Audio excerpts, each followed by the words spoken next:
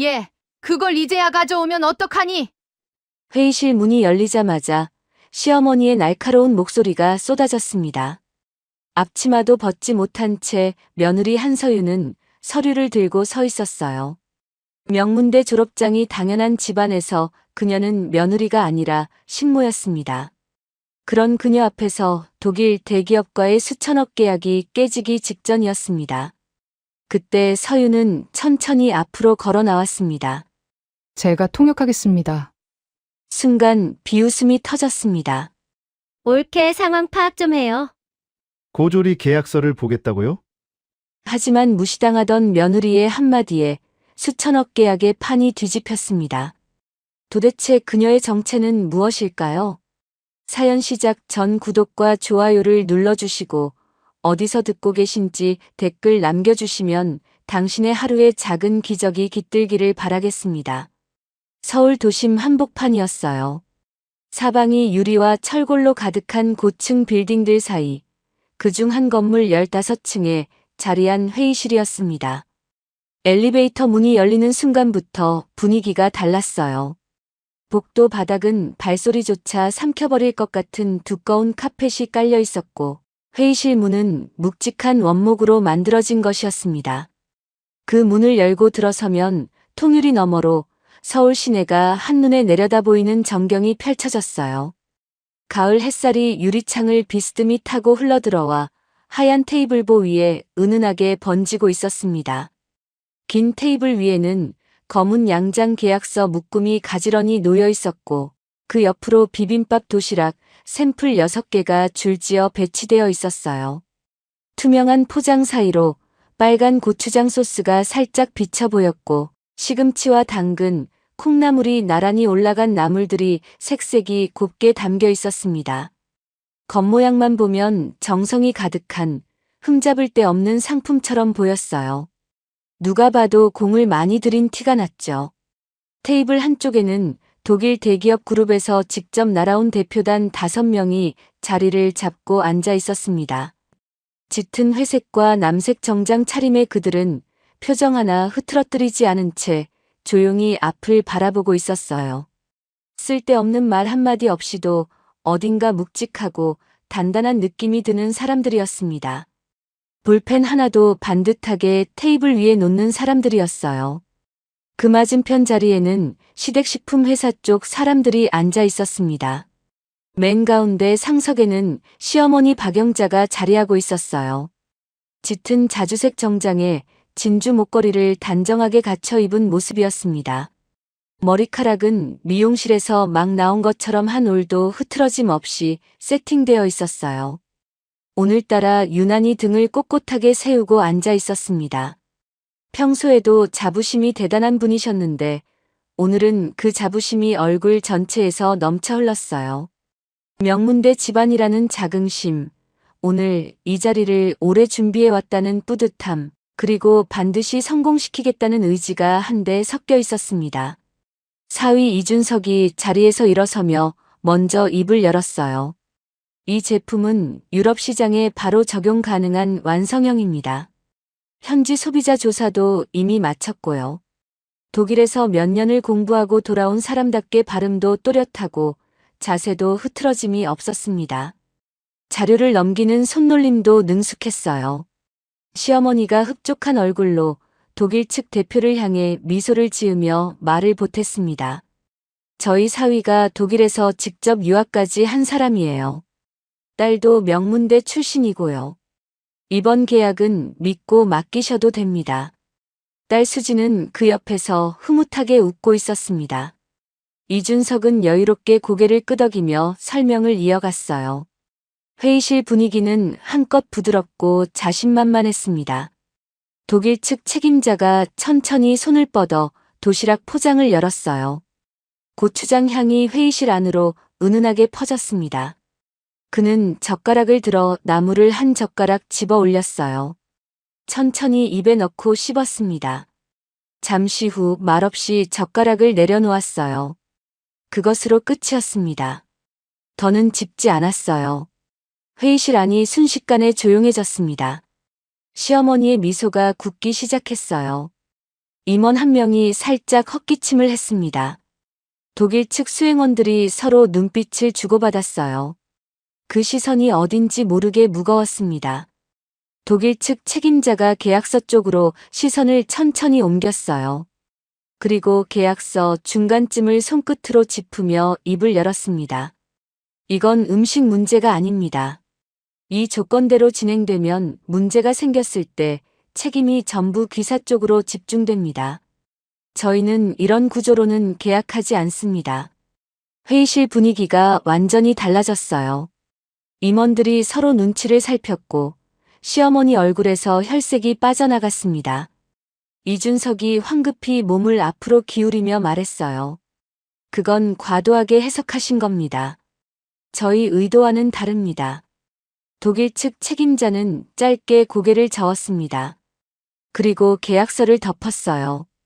천천히 그러나 단호하게요. 자리에서 일어서며 말했습니다. 협상은 여기까지 하겠습니다. 수행원들이 일제히 서류를 정리하기 시작했어요. 가방을 챙기는 소리, 의자 끄는 소리가 조용했던 회의실 안을 채웠습니다. 시어머니는 입을 열었다 다시 닫았어요. 이준석은 뭔가를 더 말하려다 말문이 막힌 듯 멈췄습니다. 수진도 굳은 얼굴로 테이블만 내려다보고 있었어요. 오래 준비해온 자리가 허무하게 무너지는 순간이었습니다. 아무도 손 쓸 수 없었어요. 바로 그때였습니다. 회의실 문이 급하게 열렸어요. 삐걱 하는 소리와 함께 한 여자가 문틈으로 들어섰습니다. 남색면 앞치마를 두른 채였어요. 머리카락은 뒤로 대충 묶여 있었고 볼이 붉게 달아올라 있었습니다. 숨이 살짝 차오른 듯 가슴이 오르내리고 있었어요. 손에는 흰 봉투에 든 서류 한 묶음이 들려 있었습니다. 방금 전까지 집에서 설거지를 하다가 급히 달려온 것이 한눈에 보였어요. 시어머니가 아침에 서재에 두고 나온 서류였습니다. 급하게 연락이 왔고 그 길로 달려온 것이었어요. 며느리 한서윤이었습니다. 숨을 제대로 고르지도 못한 채 회의실 안으로 들어선 서윤의 눈이 순간 크게 떠졌어요. 정장 차림의 낯선 외국인들, 굳어버린 시어머니 얼굴, 그리고 덮여버린 계약서와 정리되고 있는 서류들. 상황이 심상치 않다는 걸 단번에 느꼈습니다. 그러나 미처 숨 한 번 고르기도 전에 날이 선 목소리가 먼저 날아들었어요. 예, 그걸 이제야 가져오면 어떡하니. 손님이 계신데. 수진도 비웃음이 살짝 섞인 목소리로 거들었습니다. 옳게, 지금 상황 파악이 안 돼요? 이준석이 낮고 또렷하게 잘라 말했어요. 서윤 씨, 그거 내려놓고 나가시죠. 여긴 일하는 자리입니다. 회의실 안에 있던 몇몇 임원들이 슬쩍 고개를 돌렸습니다. 불편한 듯 시선을 피하는 것이었어요. 서윤은 아무 말도 하지 않았습니다. 얼굴이 붉어지지도 눈물이 고이지도 않았어요. 그냥 조용히 서 있었습니다. 시어머니 쪽으로 다가가 서류를 내밀려던 참이었어요. 그런데 발이 멈췄습니다. 테이블 옆 바닥에 뭔가가 떨어져 있었어요. 계약서 한 묶음이었습니다. 수행원들이 서류를 정리하다 흘린 것 같았어요. 하얀 종이 묶음이 바닥에 펼쳐진 채 놓여 있었습니다. 서윤의 시선이 그 위에서 멈췄어요. 시어머니가 다시 재촉했습니다. 야, 빨리 주고 나가. 그러나 서윤의 손은 들고 있던 서류 봉투 쪽이 아니라 바닥에 떨어진 계약서 쪽으로 향했어요. 천천히 그러나 망설임 없이 집어들었습니다. 회의실 안에 있던 사람들의 시선이 일제히 서윤에게로 쏠렸어요. 이준석의 눈썹이 올라갔습니다.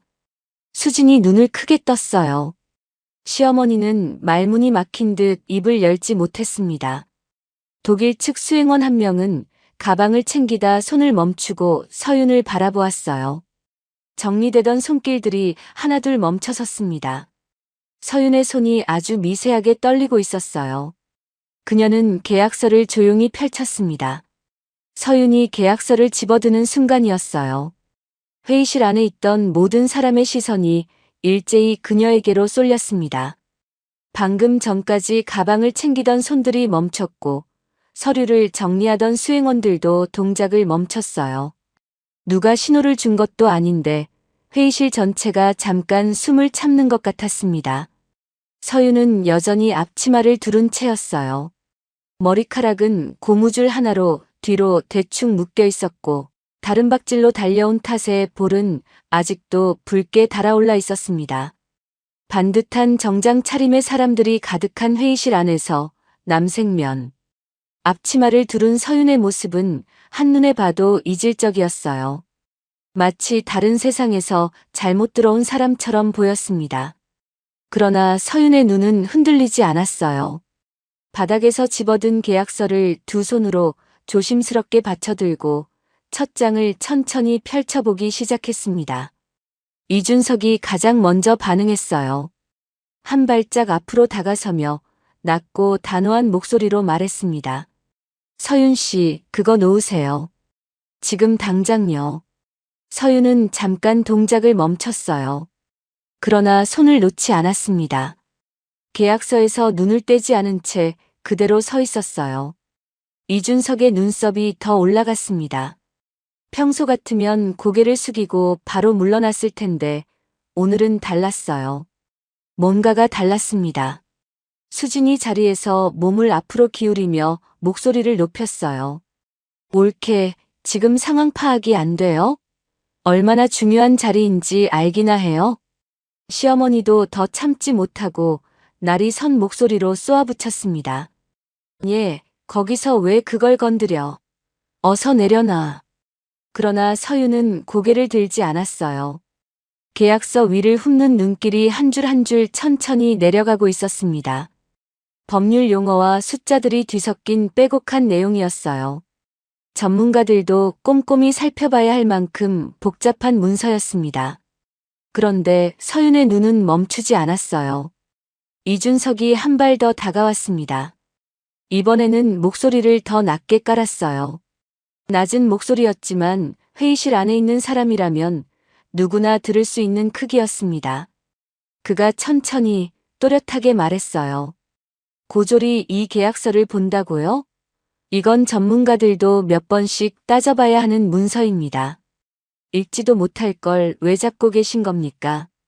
그 말이 회의실 공기 속으로 천천히 번졌습니다. 고등학교밖에 안 나온 사람. 이 집안에서 그 말이 어떤 무게를 갖는지는 여기 있는 사람이라면 누구나 알고 있었어요. 시어머니는 딸 수진을 명문대에 보냈고 사위 이준석은 독일 유학까지 마친 사람이었습니다. 이 집 식탁에 둘러앉은 사람들은 대화 중에 자연스럽게 어느 대학을 나왔는지를 흘려 넣는 사람들이었어요. 처음 만난 자리에서도 어느 학교냐고 물어보는 게 인사처럼 되어 있었습니다. 학벌은 이 집에서 단순한 학력이 아니었어요. 사람의 무게를 재는 저울이었습니다. 그 저울 위에서 고졸이라는 두 글자는 언제나 한참 모자란 쪽에 놓였어요. 서윤은 이 집에 처음 발을 들인 날부터 그 저울 위에 올려졌고 매번 같은 결과를 받아왔습니다. 오늘도 다르지 않았어요. 임원 몇 명이 눈치를 보며 슬쩍 피식 웃음을 흘렸습니다. 대놓고 비웃는 것은 아니었지만 입꼬리가 살짝 올라가는 것을 감추지는 못했어요. 어색하게 시선을 돌리는 사람도 있었고 옆 사람과 눈을 마주치며 작게 고개를 젓는 사람도 있었습니다. 수진이 작게 웃으며 옆 사람에게 들릴 듯 말 듯 중얼거렸어요. 올케가 계약서를 보겠대. 어머나. 말끝에 붙은 어머나, 그 짧은 한마디가 서윤 전체를 아래로 내려다보는 시선 그 자체였습니다. 웃음기 섞인 그 한마디 안에는 네가 감히 이걸 본다고 라는 말이 통째로 들어있었어요. 말이 아니라 눈빛으로, 웃음으로 사람을 깎아내리는 방식이었습니다. 시어머니가 쐐기를 박듯 한마디 더 얹었어요. 쟤는 그냥 집안일 하는 애인데 신경 끄세요. 그 말은 독일 측 사람들을 향해 한 말이었습니다. 자리를 수습하려는 말이기도 했어요. 하지만 회의실 안에 있는 모든 사람이 들었습니다. 서윤도 들었어요. 집안일 하는 애. 그 짧은 한 문장이 공기 속에 천천히 가라앉았습니다. 대학을 가지 못한 것, 번듯한 직함이 없는 것, 이 집에서 새벽에 일어나 밥을 짓고 빨래를 개고 설거지통 앞에 서 있는 것. 그 모든 것들이 그 한 문장 안에 다 담겨 있었어요. 누군가의 삶 전체를 그렇게 짧은 말 하나로 잘라낼 수 있다는 것이 놀라울 지경이었습니다. 서윤의 손이 아주 미세하게 떨리고 있었어요. 손끝이 계약서 모서리를 꽉 쥐고 있었습니다. 손등에 힘줄이 도드라질 만큼 힘이 들어가 있었어요. 그러나 손을 놓지 않았습니다. 놓지 않았어요. 회의실 한쪽 구석에는 서윤의 남편이 서 있었어요. 임원 자격으로 이 자리에 배석해 있던 남편은 아까부터 아무 말도 하지 않고 있었습니다. 이준석이 아내를 향해 고등학교밖에 안 나왔다는 말을 꺼내던 순간에도, 시어머니가 집안일 하는 애라고 못을 박던 순간에도 남편은 그저 시선을 테이블 아래로 내리깔고 있었어요. 손끝으로 테이블 모서리를 가만히 짚고 있었습니다. 입술이 살짝 움직이는 것 같기도 했어요. 뭔가를 말하려는 것처럼 보이기도 했습니다. 하지만 끝내 입은 열리지 않았어요. 그 침묵이 이준석의 말보다, 시어머니의 말보다 더 깊이 서윤의 가슴을 짓눌렀습니다. 모르는 사람의 차가운 말은 상처를 줬지만 가장 가까운 사람의 침묵은 그 상처 위에 조용히 못을 하나 더 박는 것 같았어요. 서윤은 여전히 고개를 숙인 채 계약서를 보고 있었습니다. 손이 떨리고 있었지만 눈은 흔들리지 않았어요. 빽빽하게 이어진 조항들 사이를 눈이 천천히 훑어 내려가고 있었습니다. 공장에서 일하던 시절, 납품 서류를 몰래 베껴 쓰던 날들이 스치듯 지나갔어요. 밤마다 혼자 공책을 펼쳐놓고 한 문장씩 읽어 내려가던 그 시간들이요. 그때는 아무도 알아주지 않았습니다. 지금도 아무도 알아주지 않았어요. 그러나 서윤의 눈은 계약서 위에 한 문장 위에서 멈췄습니다. 손가락 끝이 그 줄을 살짝 짚었어요. 한 번, 그리고 또 한 번. 같은 줄을 2번 짚었습니다. 숨을 한 번 깊이 들이켰어요. 바로 그때였습니다. 독일 측 책임자가 조용히 손을 들었어요. 수행원들을 향해 짧게 손짓을 했습니다. 그 작은 손짓 하나에 수행원들의 움직임이 일제히 멈췄어요. 가방을 닫으려던 손도, 서류를 집어들던 손도 그 자리에서 굳어버렸습니다. 방금 전까지 회의실을 떠나려던 사람들이었어요. 그런데 아무도 움직이지 않았습니다. 책임자가 천천히 서윤 쪽으로 시선을 옮겼어요. 그리고 조용하지만 분명한 목소리로 말했습니다. 잠깐 그대로 두십시오. 독일 측 책임자의 그 한마디에 회의실 안이 완전히 굳어버렸습니다. 방금 전까지 짐을 챙기던 손들이 멈췄고 자리를 뜨려던 발걸음도 그 자리에서 굳어버렸어요. 가방 지퍼 소리도, 서류 넘기는 소리도 사라졌습니다. 잠시 전까지 협상이 끝났다고 생각했던 사람들이 모두 멈춰 선 채 서윤을 바라보고 있었어요. 책임자는 서윤을 향해 시선을 고정하고 있었습니다. 날카롭거나 차가운 눈빛이 아니었어요. 오히려 조용하고 진지했습니다. 이 자리에서 처음으로 뭔가를 제대로 보려는 사람의 눈빛이었어요. 그는 통역사를 통해 천천히 물었습니다. 지금 그 문서를 왜 보시는 겁니까? 이준석이 바로 끼어들었어요. 신경 쓰실 필요 없는 분입니다. 시어머니도 곧바로 거들었습니다. 맞아요. 그냥 심부름 애예요. 고등학교밖에 안 나온 앤데 이런 자리엔 어울리지 않는 사람이에요. 시어머니의 말이 회의실 안에 퍼졌어요. 고등학교밖에 안 나온 애. 그 말을 꺼내는데 조금의 망설임도 없었습니다. 학벌이 곧 사람의 격이라고 믿어온 이 집안에서 고졸이라는 2글자는 이 자리에 있을 자격이 없다는 뜻과 다름없었어요. 시어머니는 그것을 아주 자연스럽게 손님 앞에서도 거리낌 없이 말했습니다. 오히려 그 말을 함으로써 이 자리를 수습하려는 것 같았어요. 저 여자는 신경 쓰지 않아도 된다는 것을 분명히 하려는 것이었습니다. 그러나 독일 측 책임자는 이준석도 시어머니도 바라보지 않았어요. 시선이 서윤에게 고정된 채였습니다. 통역사를 통해 다시 한번 이번에는 서윤을 향해 직접 물었어요. 어느 부분이 문제입니까? 회의실이 다시 조용해졌습니다. 이준석이 서윤 쪽으로 한 발 더 다가서며 낮게 말했어요. 목소리는 낮았지만 또렷했습니다. 서윤 씨, 솔직히 말씀드리죠. 고등학교 나오신 분이 저 계약서를 읽을 수 있다고 생각하세요? 거기 적힌 건 국제무역조항입니다. 법률 용어예요. 대학에서 전공으로 배운 사람들도 몇 번씩 들여다봐야 하는 내용이라고요. 이건 아무나 보는 문서가 아닙니다. 이준석의 말은 사실 서윤에게 하는 말이 아니었어요.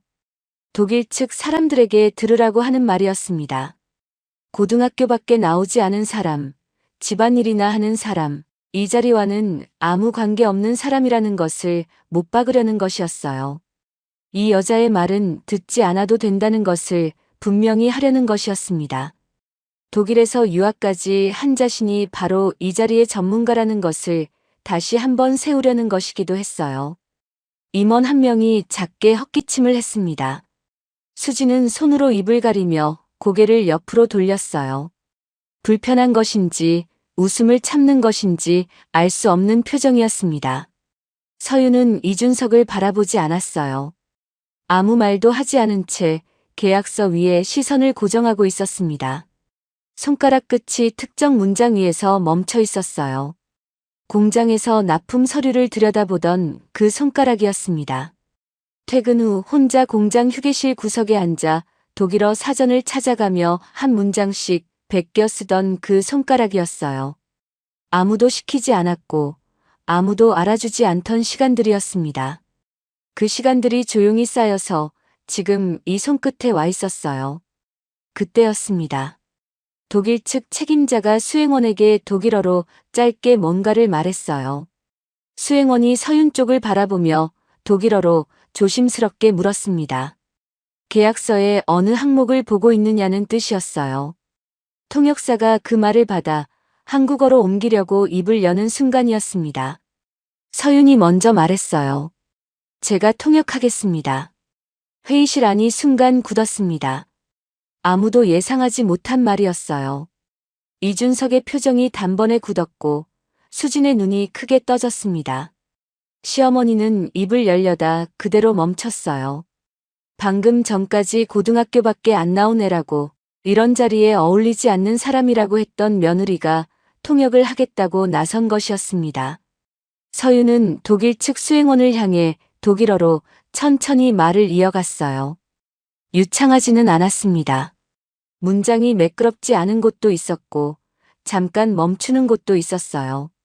그러나 정확했습니다. 단어 하나하나를 고르는 손길이 신중했고 말의 방향이 흔들리지 않았어요. 공장에서 수없이 읽어온 납품 계약서의 문장들, 밤마다 혼자 옮겨 적던 그 표현들이 지금 입 밖으로 나오고 있었습니다. 독일 측 수행원의 눈이 살짝 커졌어요. 예상하지 못한 반응이었습니다. 책임자도 시선을 서윤에게 고정했어요. 통역사는 자신의 역할이 사라진 것 같은 표정으로 잠자코 서 있었습니다. 서윤이 계약서를 조금 더 펼쳐들었어요. 그리고 손가락으로 한 줄을 짚으며 말을 이어갔습니다. 3페이지 두 번째 항목입니다. 이 조항은 제품에 문제가 생겼을 때 책임 소재를 정하는 내용인데요. 지금 이 문장대로라면 유통 과정에서 발생한 문제까지 전부 공급자 쪽에서 떠안게 됩니다. 현지 보관이나 운송 중에 생긴 문제도 마찬가지예요. 이대로 계약하시면 손해는 전부 이쪽입니다. 말이 끝나자 회의실 안이 다시 조용해졌어요. 이번 정적은 달랐습니다. 아까는 계약이 무너지는 소리 없는 정적이었다면 지금은 무언가가 새로 시작되려는 정적이었어요. 독일 측 책임자가 수행원에게 눈짓을 했습니다. 수행원이 조용히 자신의 계약서를 펼쳐 같은 페이지를 찾기 시작했어요. 3페이지 두 번째 항목. 손가락이 그 줄 위에 멈췄습니다. 책임자가 그 문장을 직접 읽었어요. 짧은 침묵이 흘렀습니다. 수행원과 독일어로 짧은 말을 주고받았어요. 두 사람의 표정이 조금씩 달라지고 있었습니다. 이준석의 얼굴이 굳어가고 있었어요. 서윤이 짚은 페이지를 눈으로 따라가다가 표정이 조금씩 변했습니다. 수지는 입술을 꾹 다물었어요. 시어머니는 아무 말도 하지 못한 채 서윤을 바라보고 있었습니다. 조금 전까지 집안일 하는 애, 고등학교밖에 안 나온 애라고 잘라 말하던 분이었어요. 그런데 지금은 그 말이 어디로 갔는지 입안에서 맴돌기만 했습니다. 독일 측 책임자가 천천히 다시 자리에 앉았어요. 아까 떠나려던 사람이 다시 자리에 앉는 것이었습니다. 수행원들도 하나둘 멈추더니 각자의 자리로 돌아갔어요. 정리되던 서류들이 다시 테이블 위에 펼쳐졌습니다. 책임자가 서윤을 바라보며 조용히 물었어요. 이분은 어떤 분이십니까? 그 질문은 시어머니를 향한 것이었습니다. 하지만 시어머니는 선뜻 대답하지 못했어요. 이준석도 입을 열려다 멈췄습니다. 책임자가 손을 들어 그 침묵을 막았어요. 그리고 서윤을 직접 바라보며 말했습니다. 직접 말씀해 주시겠습니까? 독일 측 책임자의 그 말이 회의실 안에 조용히 내려앉았습니다. 서윤을 향한 말이었어요. 통역사를 거치지 않고 다른 누구를 통하지도 않고 서윤에게 직접 건넨 말이었습니다. 이 회의실에서 처음으로 누군가가 서윤에게 말을 걸어온 것이었어요. 서윤의 손이 여전히 미세하게 떨리고 있었습니다. 계약서를 쥔 손끝이 하얗게 질려 있었어요. 회의실에 들어선 이후 내내 고개를 숙이고 있던 서윤이 천천히 고개를 들었습니다. 다른 박질로 달려온 탓에 아직 볼이 붉어 있었고 머리카락은 고무줄 하나로 뒤로 묶인 채였어요. 남색 앞치마도 여전히 두르고 있었습니다. 그 모습 그대로 서윤은 독일 측 책임자와 눈을 마주쳤어요.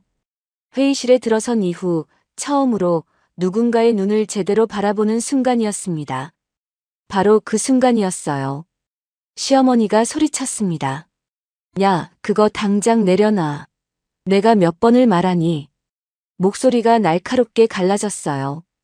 평소에도 위엄이 있는 분이었는데 지금은 그 위엄이 무너지고 당혹감이 그대로 드러나 있었습니다. 이 자리에서 며느리가 뭔가를 말하는 것 자체를 막으려는 것이었어요. 고등학교밖에 안 나온 며느리가 집안일이나 하던 며느리가 이 자리에서 감히 입을 열어서는 안 된다는 것이었습니다. 이준석도 거들었어요. 서윤 씨, 지금 분위기 파악이 안 되세요? 고등학교 나오신 분이 국제계약서를 다 아신다고요? 이건 전문가들이 몇 달에 걸쳐 준비한 문서입니다. 제발 내려놓으세요. 이준석의 말에는 짜증과 당혹감이 뒤섞여 있었어요. 독일 유학까지 마친 자신이 수개월을 준비한 계약서를 고졸 며느리가 들여다보고 있다는 사실이 견딜 수 없는 것 같았습니다. 임원 몇 명이 이준석 쪽을 바라보며 고개를 끄덕였어요. 그게 당연한 반응이었습니다. 그러나 서윤은 시어머니도 이준석도 바라보지 않았어요.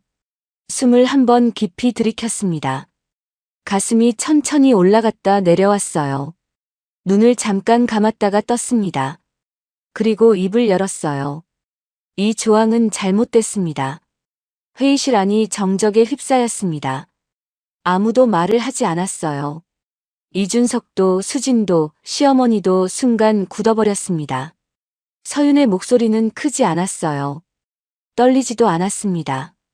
조용하고 낮은 목소리였지만 회의실 구석구석까지 닿았어요. 이준석이 즉시 반박하고 나섰습니다. 그건 맞게 번역된 겁니다. 표준 계약서에 들어가는 일반 조항이에요. 서윤 씨, 솔직히 말씀드려서 고등학교만 나오신 분이 국제무역계약서를 이해할 수 있다고 생각하세요? 이건 법률 용어가 가득한 문서라고요. 대학에서 전공으로 배운 사람들도 몇 번씩 들여다봐야 하는 내용입니다. 이준석은 말을 하면서 독일 측 사람들을 슬쩍 바라봤어요. 이 여자의 말은 듣지 않아도 된다는 것을 분명히 하려는 것이었습니다.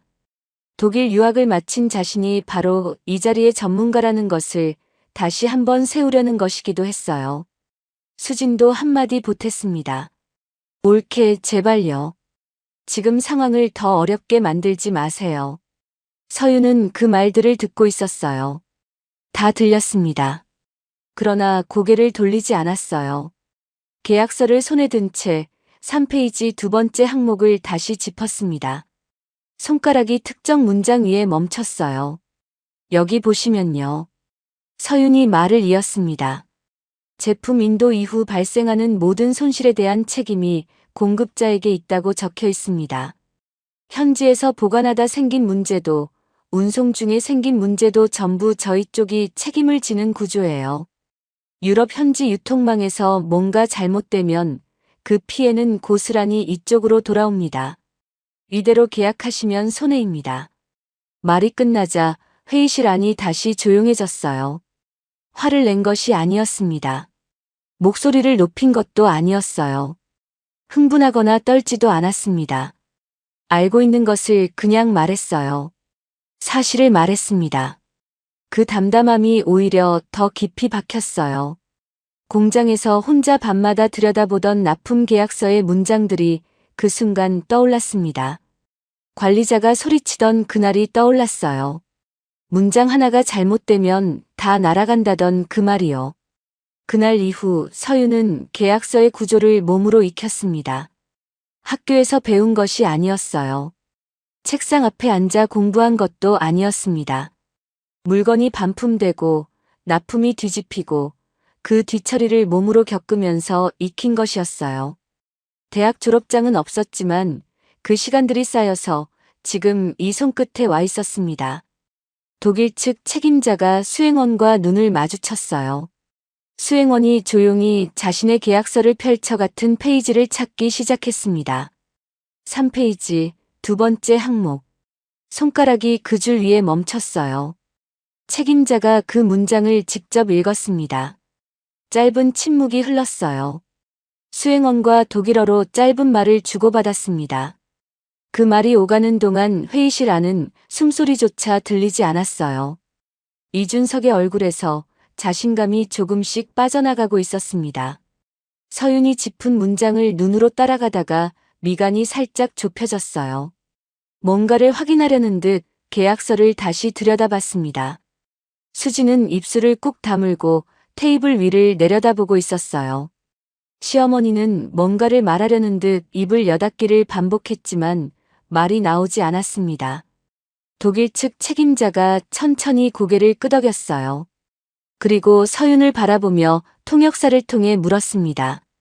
이 부분을 어떻게 수정하면 된다고 생각하십니까? 임원 한 명이 반사적으로 메모지를 꺼내 볼펜을 들었어요. 방금 전까지 서윤을 향해 피식 웃음을 흘리던 그 임원이었습니다. 이준석이 급하게 끼어들었어요. 제가 설명드리겠습니다. 저희가 이 부분을 다시 검토해서 책임자가 손을 들었습니다. 조용하지만 단호한 손짓이었어요. 이준석의 말이 그 손짓 하나에 막혔습니다. 책임자의 시선은 서윤에게 머물러 있었어요.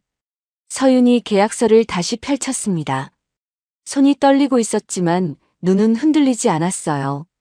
인도 시점 이후의 책임 범위를 현지 유통사와 나누는 조항을 넣으시면 됩니다. 보관 책임은 현지 창고 계약 시점부터 이전하고 운송 중 손실은 보험으로 처리하는 조건을 별도로 명시하시면 돼요. 말이 끝나자 독일 측 수행원이 빠르게 메모를 적기 시작했어요. 볼펜이 종이 위를 달리는 소리가 조용한 회의실 안에서 또렷하게 들렸습니다. 책임자가 그 메모를 들여다보며 고개를 천천히 끄덕였어요. 시어머니는 아무 말도 하지 못했습니다. 이준석도 입을 다물고 있었어요. 수진도 마찬가지였습니다. 조금 전까지 고등학교밖에 안 나온 애, 집안일이나 하는 애라고 못 봤던 사람들이었어요. 그런데 지금 그 앞치마 두른 며느리가 계약서 수정 방향을 제시하고 있었습니다. 그것도 독일에서 유학을 마친 이준석이 아무 말도 못하고 서 있는 자리에서요. 독일 측 책임자가 덮어두었던 계약서를 다시 펼쳤어요. 천천히 그러나 분명하게요. 협상이 다시 시작되고 있었습니다. 덮어두었던 계약서가 다시 펼쳐졌고 볼펜이 종이 위를 달리는 소리가 회의실 안을 채웠어요.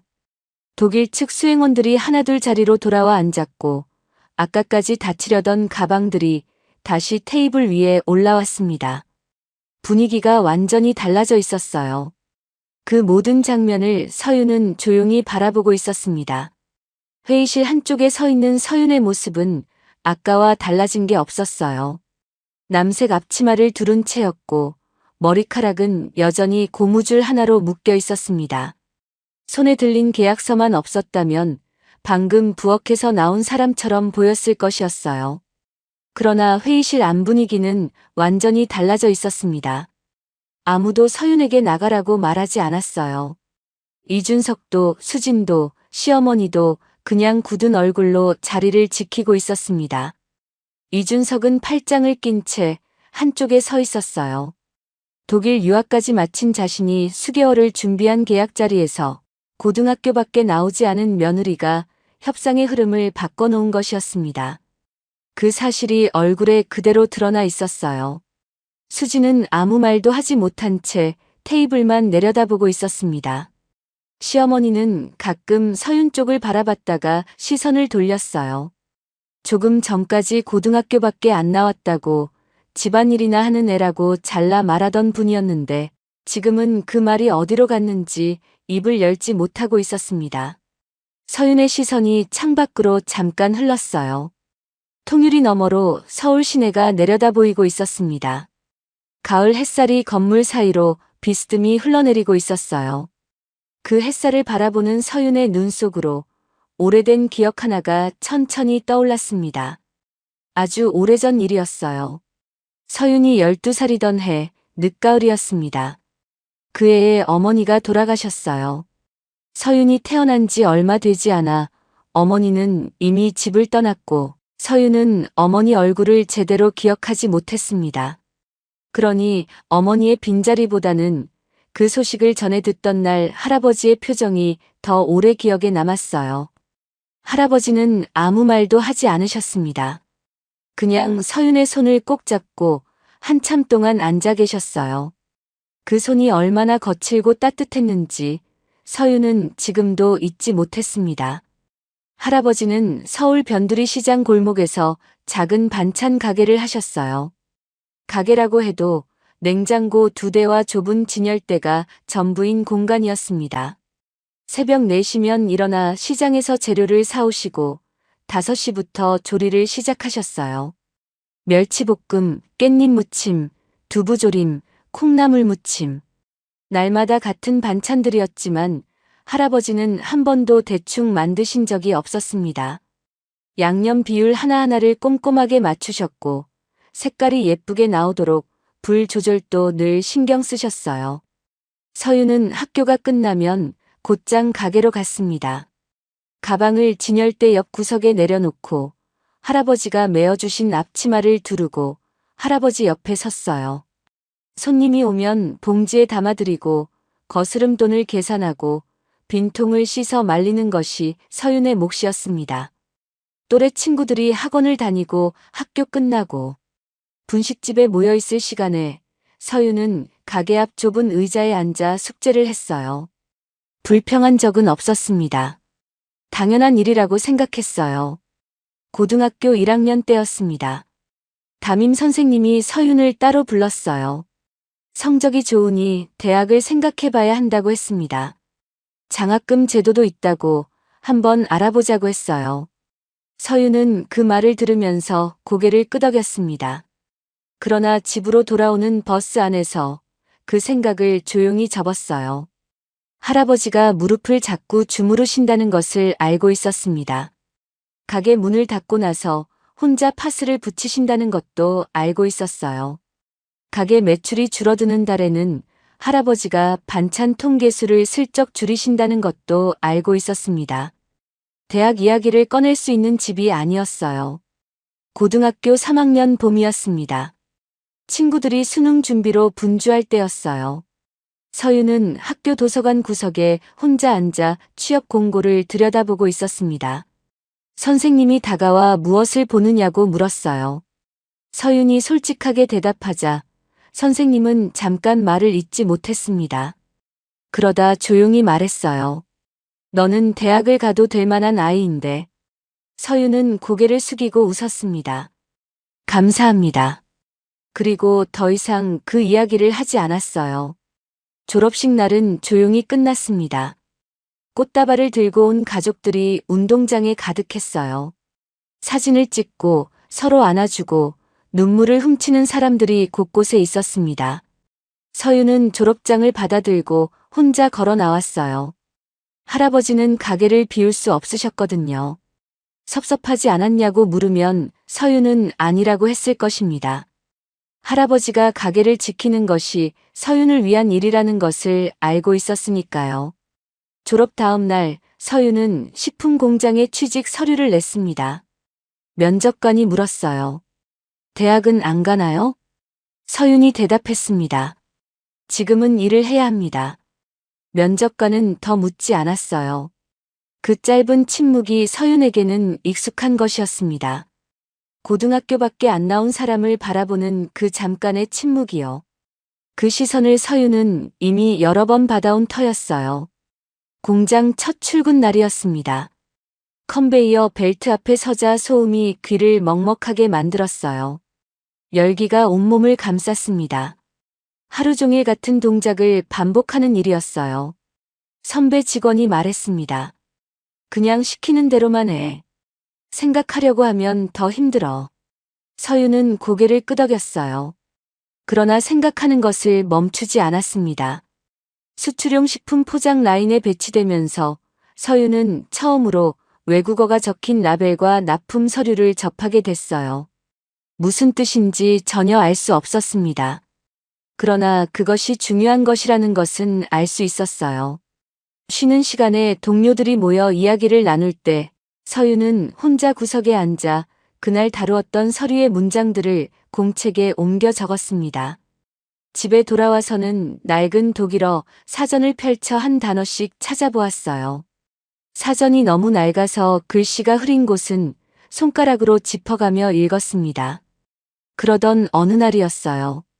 납품 조건이 갑자기 변경되면서 완성된 제품들이 대량으로 반품되는 사건이 벌어졌습니다.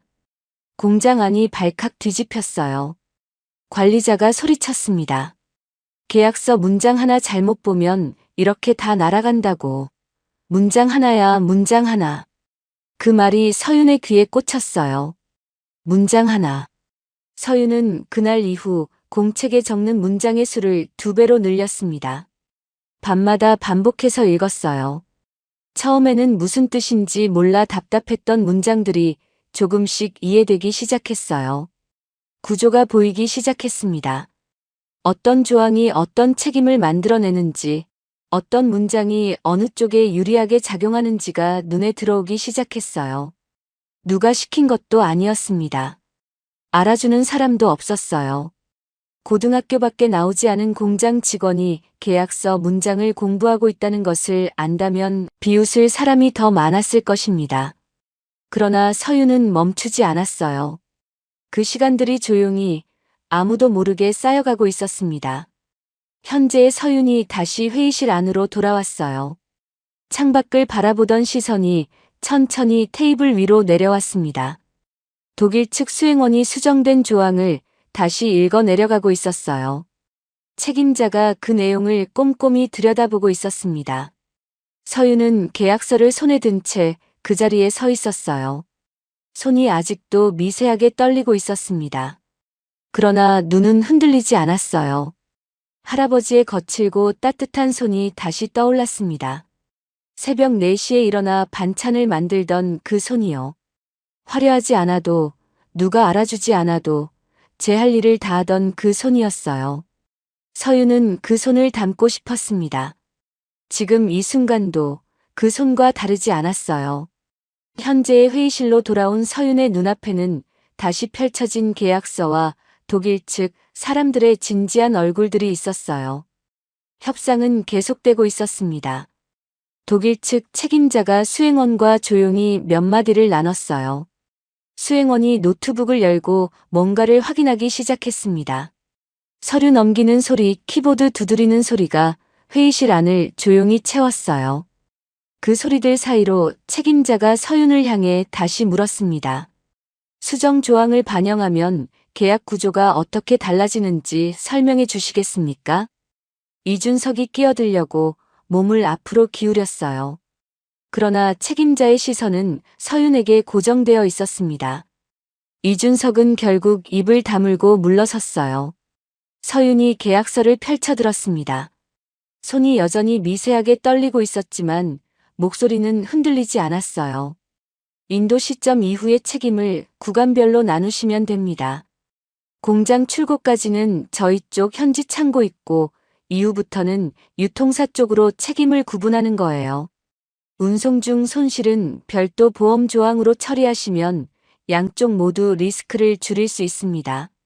책임자가 천천히 고개를 끄덕였어요. 수행원이 그 내용을 받아 적었습니다. 회의실 안임원들이 서로 눈을 마주쳤어요. 누구 하나 말을 꺼내지 않았지만 분위기가 달라지고 있다는 것은 모두가 느끼고 있었습니다. 시어머니는 그 장면을 말없이 바라보고 있었어요. 아까까지만 해도 고등학교밖에 안 나온 애, 집안일이나 하는 애라고 잘라 말하던 분이었습니다. 그런데 지금 그 며느리가 독일 대기업 책임자와 계약 구조를 이야기하고 있었어요. 시어머니의 입이 열렸다 다시 닫혔습니다. 할 말이 없는 것이었어요. 독일 측 책임자가 수행원에게 짧게 독일어로 말했습니다. 수행원이 노트북 화면을 책임자 쪽으로 돌렸어요. 책임자가 화면을 잠시 들여다봤습니다. 그리고 천천히 고개를 들어 회의실 안 사람들을 한번 둘러봤어요. 시어머니를 보고 이준석을 보고 임원들을 보고 마지막으로 서윤에게 시선을 멈췄습니다. 그리고 입을 열었어요. 수정된 조항을 반영하면 저희는 계약을 진행할 의향이 있습니다. 잠깐 사이를 두었다가 말을 이었습니다. 규모는 1차 계약 기준으로 7천억 원입니다. 회의실 안이 순간 굳었어요. 7천억 원이었습니다. 숫자로 쓰면 0이 11개나 붙는 금액이었어요. 이 회사가 몇 년을 꼬박 벌어야 모을 수 있는 금액이었습니다. 시댁식품 회사가 창업한 이래로 한 번도 해본 적 없는 규모의 거래였어요. 임원들이 일제히 숨을 삼켰습니다. 매물을 적던 임원의 볼펜이 잠깐 멈췄다가 다시 움직였어요. 그것도 아주 빠르게요. 자리에 앉아있던 임원 한 명이 옆 사람의 팔을 살짝 건드렸습니다. 서로 눈을 마주치면서도 아무도 소리를 내지 않았어요. 이 숫자가 정말 맞는 건지 확인하고 싶은 얼굴들이었습니다. 시어머니의 얼굴에 혈색이 돌아왔어요. 그러나 그 표정은 단순한 기쁨이 아니었습니다. 기쁨과 당혹감이 뒤섞인 복잡한 얼굴이었어요. 이 계약이 살아난 것은 분명히 기쁜 일이었습니다. 그런데 그것이 고등학교밖에 안 나온 며느리 덕분이라는 사실이 그 기쁨을 마냥 드러낼 수 없게 만들었어요. 이준석은 팔짱을 낀 채 서 있었습니다. 표정이 굳어 있었어요. 독일 유학까지 마치고 이 계약을 직접 준비한 사람이 자신이었는데 지금 협상을 살린 것은 전혀 다른 사람이었습니다. 그것도 자신이 그토록 고등학교밖에 안 나왔다고 읽지도 못할 거라고 무시하던 사람이었어요. 그러나 서윤은 그 숫자의 놀란 표정을 드러내지 않았어요. 아니, 정확히는 놀랄 여유가 없었습니다. 책임자가 말을 이어가고 있었으니까요. 다만 조건이 있습니다. 책임자의 시선이 서윤에게 향했어요. 회의실 안 모든 사람의 시선이 책임자를 따라 서윤에게로 모였습니다. 이번 계약의 실무 담당자로 지금 이분을 지정하고 싶습니다. 회의실 안이 다시 한번 굳었어요. 이번에는 조금 전과는 다른 종류의 정적이었습니다. 숫자 때문이 아니라 사람 때문이었어요. 이준석이 먼저 입을 열었습니다. 그건 어렵습니다. 이분은 저희 회사 직원이 아니에요. 고등학교 졸업 후 공장에서 일하다 온 분입니다. 실무를 맡기기엔 경력도 학력도 전혀 맞지 않아요. 그 말이 또 나왔습니다. 고등학교 졸업, 공장. 이준석은 기회가 있을 때마다 그 말을 꺼내 들었어요. 마치 그 두 가지가 서윤이라는 사람 전체를 설명할 수 있다고 믿는 것처럼요. 회의실 안에 있는 사람들에게 서윤의 자격이 없다는 것을 계속 상기시키려는 것이었습니다. 독일 측 책임자가 이준석을 바라봤어요. 잠깐 침묵이 흘렀습니다. 그리고 조용하지만 분명하게 말했어요. 저는 학력을 보고 계약하지 않습니다. 말을 잠깐 멈췄다가 이어갔어요. 저는 지금 이 자리에서 이분이 보여주신 것을 보고 계약합니다. 계약서의 문제를 발견한 것도, 수정 방향을 제시한 것도, 직접 통역한 것도 이분이었습니다. 저희에게는 그게 훨씬 중요합니다. 이준석은 아무 말도 하지 못했어요. 수진도 마찬가지였습니다. 시어머니는 서윤을 바라보다가 시선을 창밖으로 돌렸어요. 서윤은 책임자의 말을 들으면서 공장 시절을 떠올렸습니다. 쉬는 시간마다 혼자 구석에 앉아 낡은 독일어 사전을 찾아가며 납품 서류의 문장들을 공책에 베껴 쓰던 날들이었어요. 관리자가 소리치던 그날이 떠올랐습니다. 문장 하나가 잘못되면 다 날아간다던 그 말이요. 선배 직원이 그냥 쉬라고 했을 때도, 뭐가 좋다고 그러냐고 했을 때도 서윤은 멈추지 않았어요. 누가 알아줄 거라고 생각한 것이 아니었습니다. 그냥 알고 싶었어요. 이해하고 싶었습니다.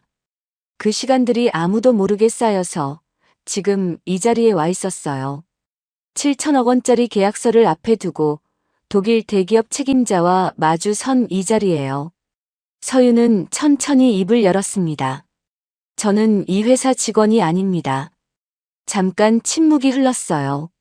하지만 계약이 제대로 진행될 수 있도록 제가 할 수 있는 것은 하겠습니다. 책임자가 고개를 끄덕였습니다. 그리고 수행원에게 눈짓을 했어요. 수행원이 수정된 계약서 초안을 출력하기 위해 노트북 자판을 두드리기 시작했습니다. 회의실 안임원들이 하나둘 자세를 고쳐 앉았어요. 메모지를 꺼내는 손들이 있었고 볼펜 뚜껑을 여는 소리가 여기저기서 들렸습니다. 아까까지 회의실을 떠나려던 사람들이었어요.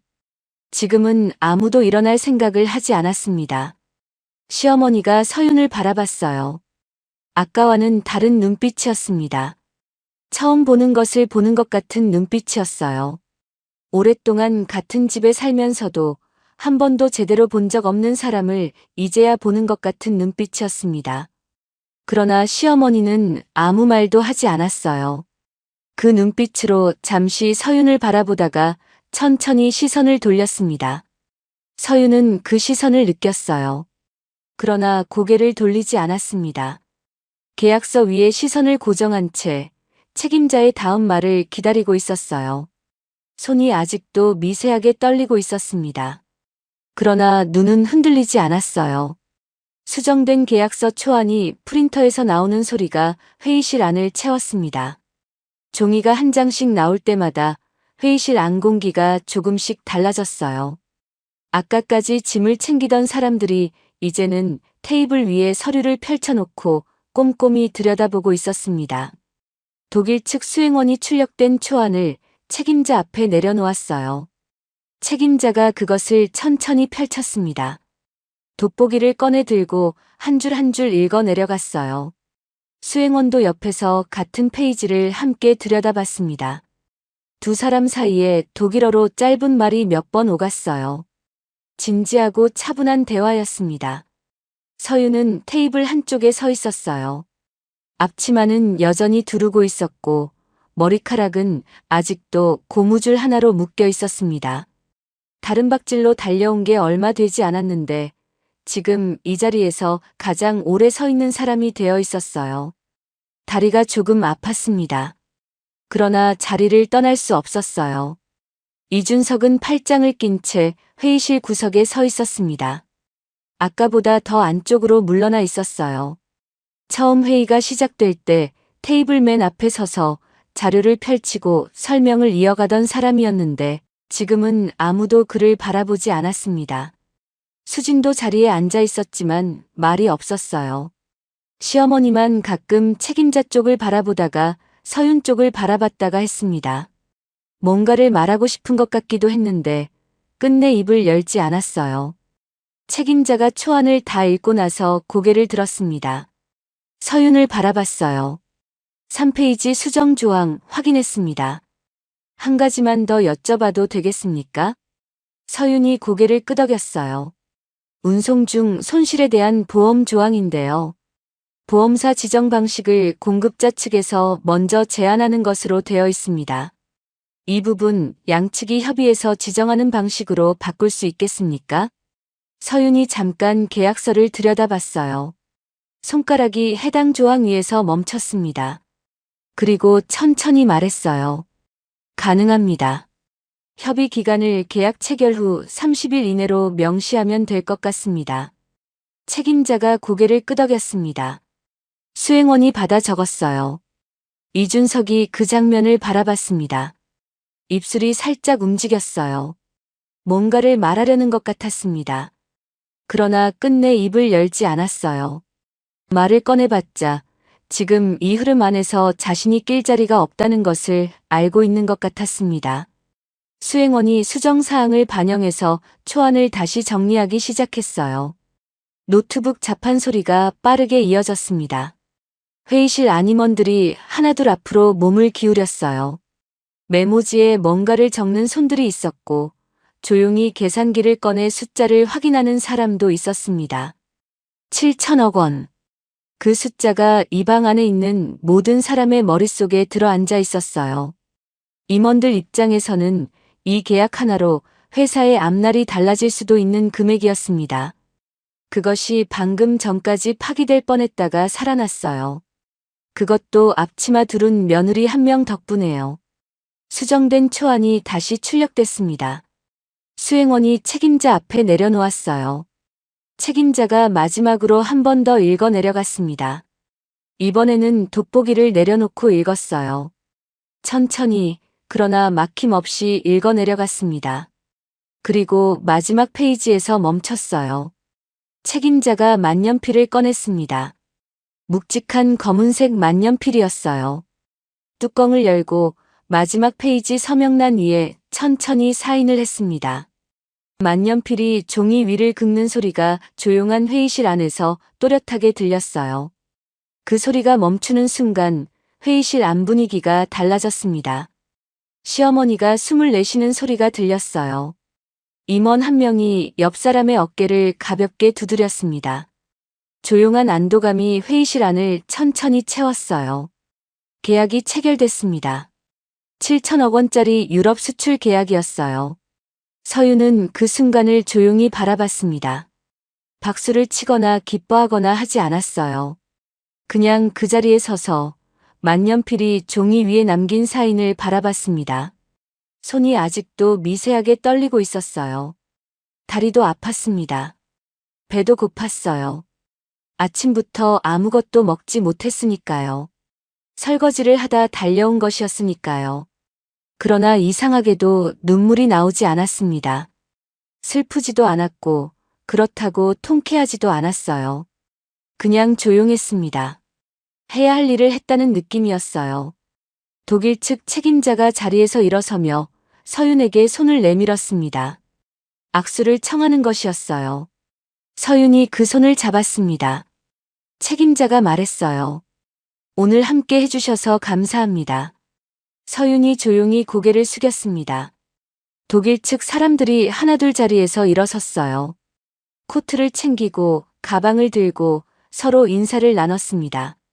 시어머니와 임원들도 자리에서 일어나 배웅 인사를 했어요. 이준석도 자리에서 일어났습니다. 그러나 아까처럼 앞에 나서지 않았어요. 뒤쪽에서 조용히 고개를 숙였습니다.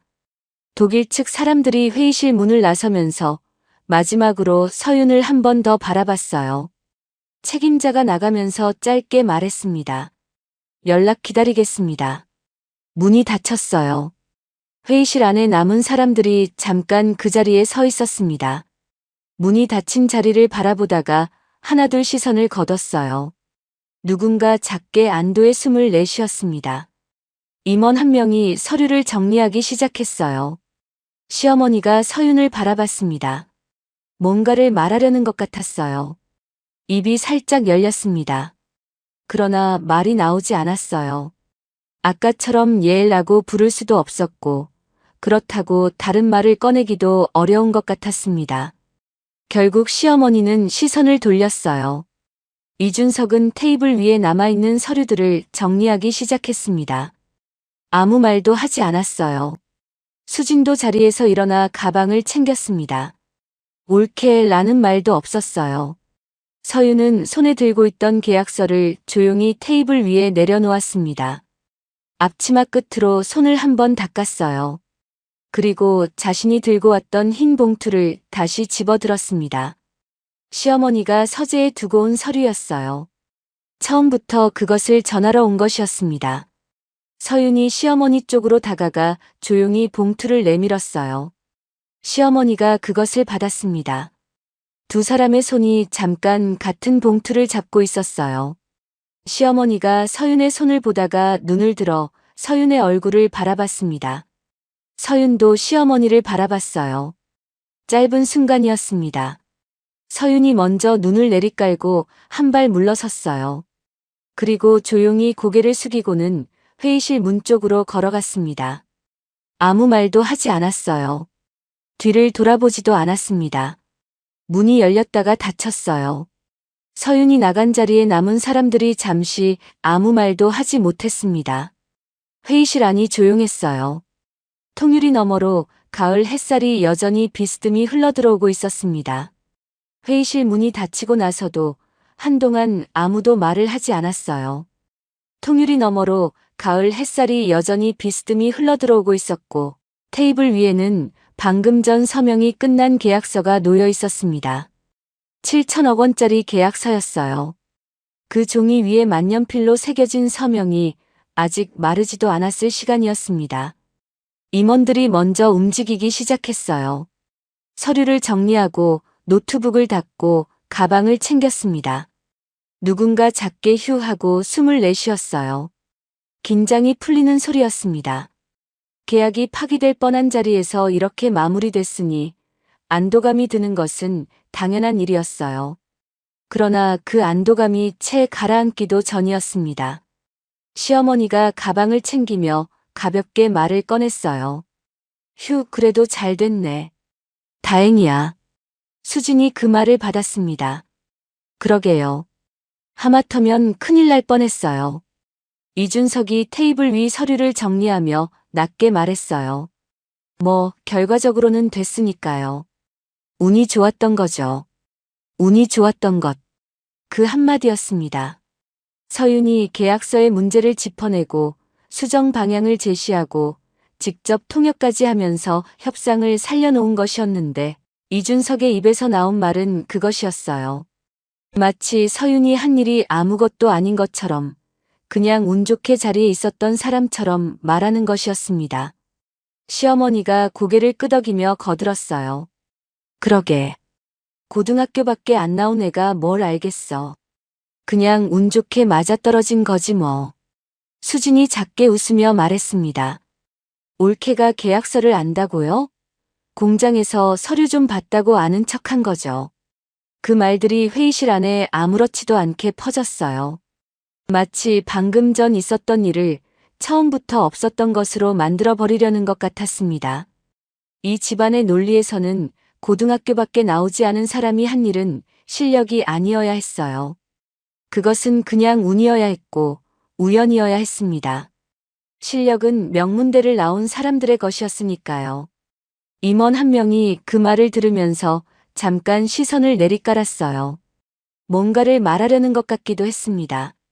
그러나 결국 입을 열지 않았어요. 이 자리에서 시어머니나 이준석의 말에 반박하는 것은 자신의 몫이 아니라고 생각한 것이었습니다. 그 말들은 서윤에게도 들렸어요. 서윤은 회의실 문을 나서서 복도 끝 엘리베이터 앞에 서 있었습니다. 버튼을 누르고 기다리는데 회의실 쪽에서 새어나오는 목소리들이 복도를 타고 흘러왔어요. 운이 좋았던 거죠. 고등학교밖에 안 나온 애가 뭘 알겠어. 그 말들이 귀에 들어왔습니다. 서윤은 엘리베이터 문이 열릴 때까지 그냥 서 있었어요. 표정이 무너지지 않았습니다. 눈물이 차오르지도 않았어요. 그냥 들었습니다. 다 들었어요. 엘리베이터 문이 열렸습니다. 서윤이 안으로 들어섰어요. 집으로 돌아오는 길은 멀었습니다. 지하철을 2번 갈아타고 버스를 1번 타야 하는 거리였어요. 서윤은 지하철 창가 자리에 앉아 창밖을 바라봤습니다. 건물들이 스쳐 지나갔어요. 사람들이 타고 내렸습니다.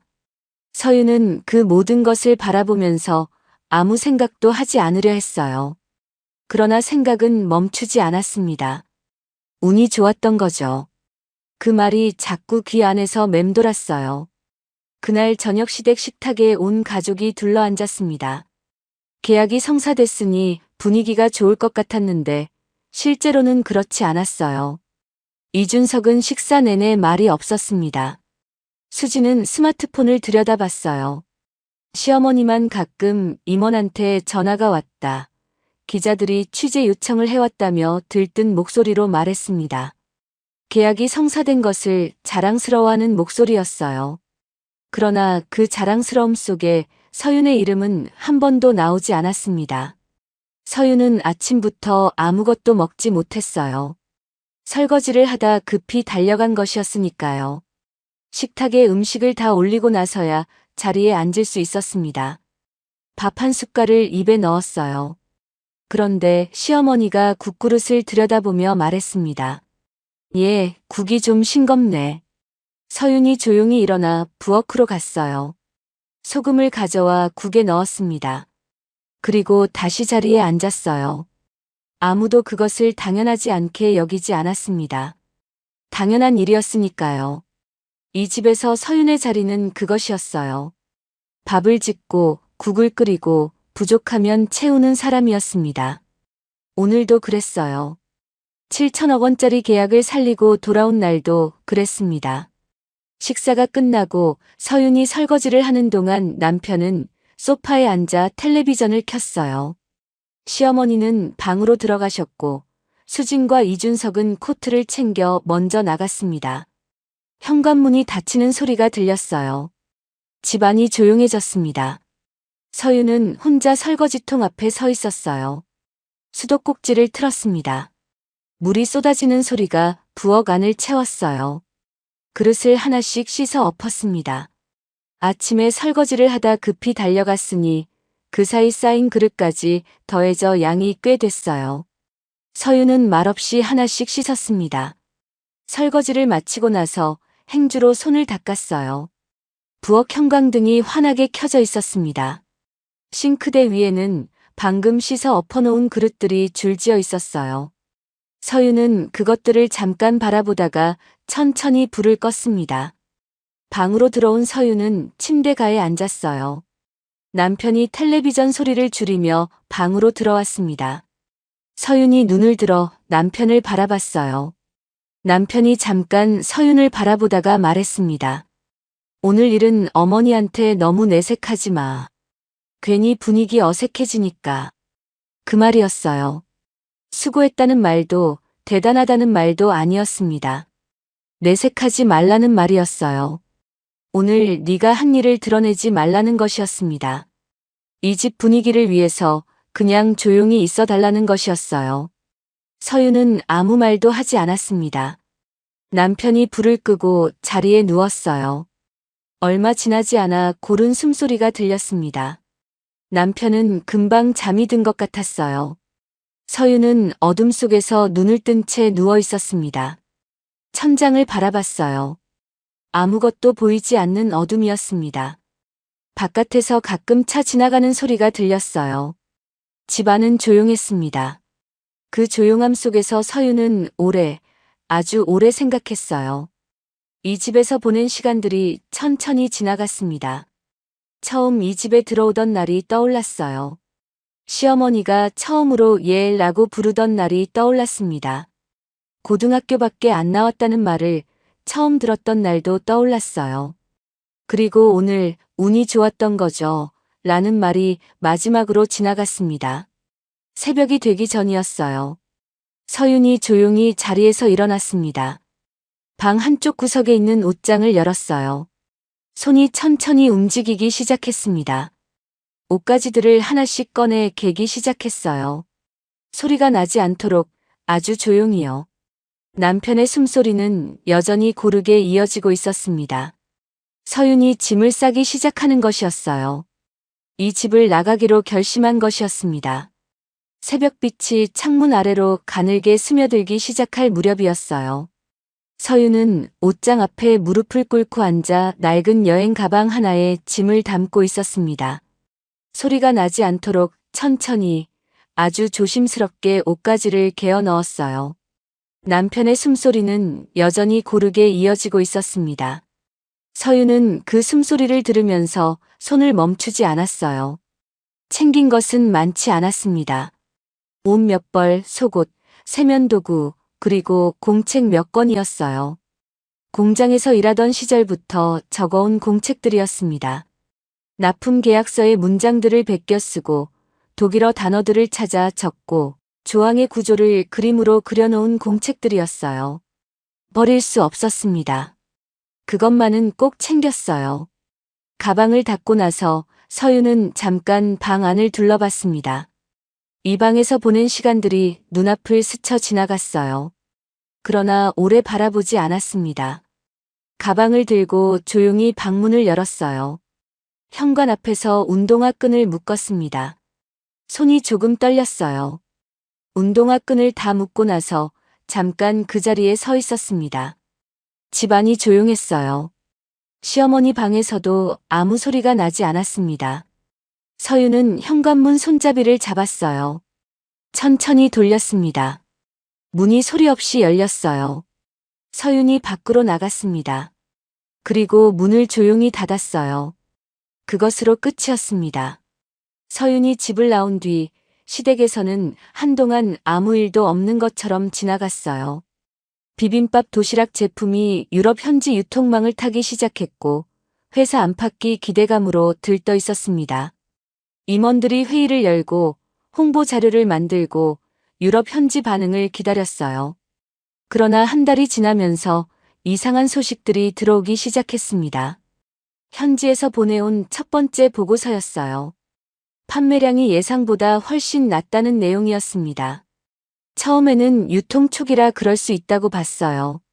그런데 두 번째 달도 세 번째 달도 마찬가지였습니다. 오히려 점점 더 나빠지고 있었어요. 유럽 현지 소비자들의 반응이 올라오기 시작했습니다. 맛이 따로 논다. 비빔밥인데 한데 어우러지는 맛이 없다. 소스가 너무 자극적이다 라는 말들이었어요. 한국 음식을 처음 접하는 유럽 사람들이 선뜻 손을 뻗기 어려운 맛이라는 평가였습니다. 환불 요청이 하나둘 들어오기 시작했어요. 그러다 그것이 폭주했습니다. 유통사에서 연락이 왔어요. 더 이상 물건을 받기 어렵다는 것이었습니다. 재고가 쌓이고 있다는 내용이었어요. 회사 내부 분위기가 급격히 나빠졌습니다. 임원들이 서로 탓하기 시작했어요. 이준석은 유통 방식에 문제가 있었다고 했고 유통 담당 임원은 제품 자체의 문제라고 했습니다. 시어머니는 회의 때마다 얼굴이 굳어갔어요. 그 자부심 넘치던 표정이 조금씩 흔들리고 있었습니다. 7천억 원짜리 계약이 서류 위에서는 살아있었지만 실제 현장에서는 무너져 내리고 있었어요. 그 무렵 서윤은 서울 외곽의 작은 반지하 원룸에 살고 있었습니다. 보증금도 얼마 되지 않는 작은 방이었어요. 창문 아래쪽으로 지나가는 사람들의 발만 보이는 방이었습니다. 형광등이 하나 달려 있었고 싱크대와 냉장고가 붙어 있는 작은 주방이 있었어요. 방 한 칸에 화장실 하나가 전부였습니다. 서윤은 그 방에서 매일 요리를 했어요. 불고기 덮밥이었습니다. 처음에는 그냥 끼니를 때우려고 만든 것이었어요. 그런데 만들다 보니 생각이 생겼습니다. 비빔밥 도시락이 유럽에서 외면받는 이유가 뭔지 그것을 생각하다 보면 자연스럽게 그 반대의 것을 떠올리게 됐어요. 비빔밥은 여러 재료가 따로 담겨 있다가 먹는 사람이 직접 비벼서 먹는 음식이었습니다. 그런데 포장 제품으로 만들면 그 과정이 사라져요. 각각의 재료가 따로 놀게 되고 맛이 한데 어우러지지 못하게 되는 것이었습니다. 반면 불고기 덮밥은 달랐어요. 밥 위에 볶은 고기와 양념이 함께 올라가 있어서 처음 뚜껑을 여는 순간부터 맛이 완성되어 있었습니다. 손이 덜 가고 먹기 편하고 맛이 처음부터 하나로 모여 있었어요. 서유는 고기 굽는 온도를 바꿔봤습니다. 양념 비율을 조금씩 수정해봤어요. 간장을 줄이고 배즙을 늘려봤습니다. 설탕 대신 양파를 볶아 단맛을 냈어요. 마늘을 넣는 시점을 달리해봤습니다. 실패하면 버리고 다시 만들었어요. 버리는 음식이 늘어났습니다. 냉장고가 비어가는 날도 있었어요. 그래도 멈추지 않았습니다. 그러던 어느 저녁이었어요. 서윤이 지쳐서 잠깐 불을 끄고 식탁에 앉아 있었습니다. 손에 기름 냄새가 배어 있었고 머리카락에도 고기 굽는 냄새가 스며 있었어요. 눈이 뻑뻑했습니다. 그냥 앉아서 아무 생각 없이 식탁 위를 바라보고 있었어요. 그때였습니다. 서랍 한쪽에 눈이 갔어요. 서윤이 천천히 손을 뻗어 서랍을 열었습니다. 안에는 영수증 몇 장, 볼펜 2자루, 그리고 작은 명함 한 장이 들어 있었어요. 서윤이 그 명함을 꺼내 들었습니다. 두꺼운 크림색 종이에 독일어와 영어로 이름과 직함이 새겨진 명함이었어요. 독일 대기업 회장의 명함이었습니다. 그날 회의실에서 협상이 끝난 뒤 책임자가 직접 서윤에게 건네준 것이었어요. 서윤은 그것을 받아 주머니에 넣었고 짐을 쌀 때 함께 챙겨 나왔습니다. 명함을 바라보다 보니 그날이 떠올랐어요. 회의실 바닥에 떨어진 계약서를 집어들던 순간이 떠올랐습니다. 손이 떨리면서도 놓지 않았던 것이 떠올랐어요. 그리고 책임자가 서윤에게 직접 물어보던 것, 서윤을 향해 손을 내밀던 것이 떠올랐습니다. 저는 학력을 보고 계약하지 않습니다. 그 말이 귀에 다시 들리는 것 같았어요. 서윤이 명함을 손에 든 채 자리에서 일어났습니다. 노트북을 켰어요. 화면이 밝아지는 동안 잠깐 멈췄다가 이메일 창을 열었습니다. 명함 위에 이메일 주소를 천천히 입력했어요. 그리고 본문을 쓰기 시작했습니다. 몇 번 지웠다가 다시 썼어요. 처음에는 너무 길었습니다. 두 번째는 너무 짧았어요. 세 번째에서야 마음에 드는 문장이 나왔습니다. 그날 말씀하신 문제를 이해했습니다. 제가 다시 만든 제품이 있습니다. 한 번만 봐주실 수 있겠습니까? 그것이 전부였어요. 짧은 문장이었지만 그 안에 담긴 것은 짧지 않았습니다. 공장에서 혼자 공책을 채우던 밤들이 담겨 있었어요. 새벽에 조용히 짐을 싸던 그 손이 담겨 있었습니다. 그리고 한 번도 멈추지 않았던 시간들이 담겨 있었어요. 서윤이 전송 버튼 위에 손가락을 올렸습니다. 잠깐 멈췄어요. 그리고 눌렀습니다. 메일이 나갔어요. 서윤은 노트북 화면을 바라보다가 덮었습니다. 그리고 다시 부엌으로 들어갔어요. 냄비를 꺼내 불을 켰습니다. 불고기 양념을 다시 한번 들여다봤어요. 오늘은 배즙 비율을 조금 더 늘려볼 생각이었습니다. 기다리면서도 손은 멈추지 않았어요. 그것이 서윤이 살아온 방식이었습니다. 메일을 보내고 난 다음 날이었어요. 서윤은 아침 일찍 일어나 불고기 양념을 다듬었습니다. 배즙 비율을 조금 더 늘린 것이었어요. 고기를 재워두고 나서 노트북을 열었습니다. 메일함을 확인했어요. 새 메일이 없었습니다. 노트북을 덮었어요. 그리고 다시 부엌으로 들어갔습니다. 이틀째도 마찬가지였어요. 메일함은 비어 있었습니다. 서윤은 괜찮다고 생각하려 했어요. 바쁜 분일 테니까, 큰 회사 책임자이니까, 이런 메일을 하루 이틀 안에 바로 읽을 리 없으니까 라고 생각했습니다. 그러나 저녁이 되면 자꾸 노트북 앞에 앉게 됐어요. 메일함을 열었다가 닫았다가 했습니다. 사흘째 되던 날 오후였어요. 서윤이 고기를 굽다가 잠깐 불을 줄이고 노트북을 열었습니다. 메일함에 숫자 하나가 떠 있었어요. 새 메일이었습니다. 발신자를 보는 순간 손이 멈췄어요. 독일 대기업 회장의 이름이었습니다. 서윤은 잠깐 그 자리에 서 있었어요. 부엌에서 고기 익는 냄새가 올라오고 있었습니다. 서윤이 천천히 손가락을 움직여 메일을 열었어요. 짧은 답장이었습니다. 독일어로 쓰여 있었어요. 서윤이 한 줄 한 줄 천천히 읽어 내려갔습니다. 당신이라면 우리는 적극 투자하고 계약하겠습니다. 그 한 문장이었어요. 길지 않았습니다. 그러나 서윤의 눈이 그 문장 위에서 멈췄어요. 한 번 읽고 또 한 번 읽었습니다. 세 번째 읽을 때였어요. 손이 떨리기 시작했습니다. 이번에는 두려움 때문이 아니었어요. 다른 종류의 떨림이었습니다. 서윤은 노트북을 덮지 않은 채 부엌 의자에 앉았어요. 고기 굽는 냄새가 방 안을 가득 채우고 있었습니다. 창문 아래로 지나가는 사람들의 발소리가 들렸어요. 형광등이 조용히 방을 밝히고 있었습니다. 서윤은 그 안에서 잠깐 눈을 감았어요. 숨을 한 번 깊이 들이켰습니다. 그리고 다시 메일을 열어 답장을 쓰기 시작했어요. 그 후로 일이 빠르게 움직였습니다. 독일 측과 화상 미팅이 잡혔어요. 서윤은 반지하 원룸 식탁 위에 노트북을 올려놓고 화상 미팅에 들어갔습니다. 배경이 남루했어요. 형광등 빛이 너무 밝았고 창문 아래로 지나가는 사람들의 발이 가끔 보였습니다. 그러나 서윤은 그것을 신경 쓰지 않았어요. 화면 속 책임자를 바라보며 준비한 것들을 하나씩 설명했습니다. 불고기 덮밥 샘플을 국제 배송으로 먼저 보냈어요. 열흘 뒤 독일 측에서 시식 테스트를 했습니다. 결과는 긍정적이었어요. 뚜껑을 여는 순간부터 맛이 완성되어 있다는 반응이었습니다.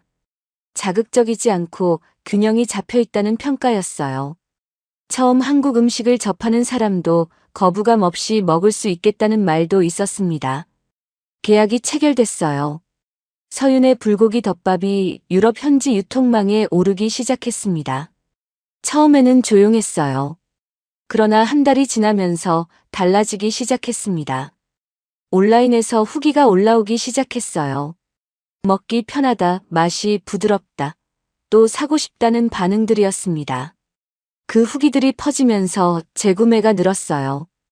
유통사에서 물량을 더 달라는 연락이 왔습니다. 브랜드 이름이 현지 식품 매장 진열대에 자리를 잡기 시작했어요. 서윤은 그 사이에도 매일 부엌에 서 있었습니다. 양념 비율을 다듬고 포장 방식을 개선하고 다음 제품을 구상했어요. 반지하 원룸 식탁 위에는 공책이 쌓여갔습니다. 공장에서 쓰던 것과 똑같은 공책이었어요. 그 위에 빼곡하게 채워지는 것들이 달라졌을 뿐이었습니다. 그 즈음 시댁은 조용히 무너지고 있었어요. 비빔밥 도시락의 유럽 판매는 결국 중단됐습니다. 유통사가 계약 해지를 통보해 왔어요. 재고가 쌓인 채 창고에서 잠자고 있었습니다. 투자자들이 하나둘 발을 빼기 시작했어요. 회사 매출이 급격히 줄었습니다. 임원들이 회의를 열었지만 회의는 서로 책임을 떠넘기는 자리가 됐어요. 이준석은 유통 문제라고 했고 유통 담당은 제품 문제라고 했습니다. 시어머니는 회의실 상석에 앉아 굳은 얼굴로 그 말들을 듣고 있었어요. 그러던 어느 날이었습니다. 임원 한 명이 회의실에서 스마트폰 화면을 들고 들어왔어요. 유럽 식품 전문 매체에 올라온 기사였습니다. 한국 불고기 덮밥 유럽 시장에서 조용한 돌풍이라는 제목이었어요. 기사 안에 브랜드 이름과 함께 대표 이름이 적혀 있었습니다. 한서윤이었어요. 회의실 안이 조용해졌습니다. 시어머니가 그 화면을 받아들었어요. 한참 동안 바라봤습니다. 아무 말도 하지 않았어요. 이준석도 그 기사를 봤습니다. 수진도 봤어요. 아무도 말을 꺼내지 않았습니다. 그로부터 얼마 지나지 않아서였어요. 서윤의 원룸 초인종이 울렸습니다. 서윤이 문을 열었어요. 시어머니였습니다. 짙은 자주색 정장 대신 베이지색 낀 코트를 입고 있었어요. 진주 목걸이도 없었습니다. 머리카락도 평소처럼 반듯하게 세팅되어 있지 않았어요. 처음 보는 모습이었습니다. 시어머니 옆에는 이준석이 서 있었어요. 수진도 있었습니다. 세 사람 모두 말이 없었어요. 시어머니가 먼저 입을 열었습니다. 목소리가 평소와 달리 낮고 조용했어요. 서윤아, 우리 좀 도와줄 수 없겠니? 서윤이 그 얼굴을 바라봤습니다. 오랫동안 바라봤어요. 예, 라고 부르던 목소리가 떠올랐습니다. 고등학교밖에 안 나온 애라고 하던 말이 떠올랐어요. 운이 좋았던 거죠, 라는 말이 떠올랐습니다. 집안일 하는 애라고 하던 말도 떠올랐어요. 그 말들이 하나씩 천천히 지나갔습니다. 이준석이 고개를 숙였어요. 수지는 눈시울이 붉어진 채 서 있었습니다. 서윤은 아무 말도 하지 않았어요. 잠깐 눈을 내리깔았다가 다시 시어머니를 바라봤습니다. 그리고 천천히 입을 열었어요. 그때도 저는 할 수 있었습니다. 시어머니가 눈을 깜빡였어요. 기회를 안 주셨을 뿐입니다. 회의실 바닥에서 계약서를 집어들던 그 손이 떠올랐어요. 손이 떨리면서도 놓지 않았던 것이 떠올랐습니다. 이제는 제 일입니다. 잠깐 침묵이 흘렀어요. 돌아가세요. 시어머니가 입을 열려다 닫았습니다. 이준석은 고개를 든 채 서윤을 바라봤어요. 수지는 고개를 숙였습니다. 세 사람은 아무 말도 하지 못한 채 돌아섰어요. 서윤은 문을 닫았습니다. 그리고 잠깐 문 앞에 서 있었어요. 창문 아래로 세 사람이 걸어가는 발소리가 들렸습니다. 발소리가 점점 멀어졌어요. 그리고 사라졌습니다. 서윤이 부엌으로 돌아갔어요. 앞치마를 집어들었습니다. 두르는 손이 평온했어요. 냄비를 꺼내 불을 켰습니다. 오늘은 새 양념 비율을 시험해볼 생각이었어요. 창문 너머로 오후 햇살이 반지하 원룸 안으로 비스듬히 흘러들어오고 있었습니다. 형광등보다 따뜻한 빛이었어요. 서윤의 손이 냄비 위에서 움직이기 시작했습니다. 고기 굽는 냄새가 방 안을 가득 채웠어요. 작은 방이었지만 가득 찬 공간이었습니다. 서윤의 공책이 식탁 위에 펼쳐져 있었어요. 새 제품 이름이 첫 줄에 적혀 있었습니다. 그 아래로 재료 비율과 포장 방식이 빼곡하게 채워져 있었어요. 서윤이 작게 웃었습니다. 지지 않은 사람의 조용한 웃음이었어요. 오늘 이야기 함께 해주셔서 감사합니다. 다음 이야기로 다시 찾아뵐 수 있도록 구독과 좋아요 부탁드립니다. 오늘도 함께 해주셔서 감사합니다.